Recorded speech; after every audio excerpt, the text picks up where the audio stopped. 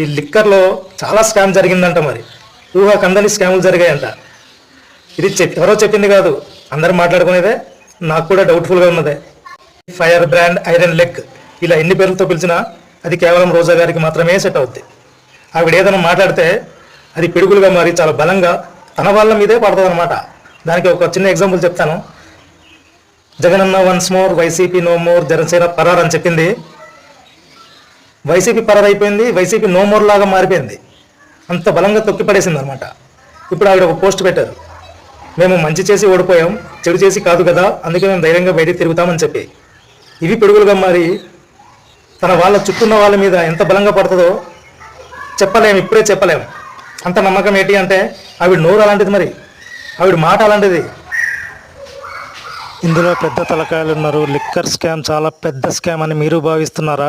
అయితే ఒక్క లైక్ కొట్టండి.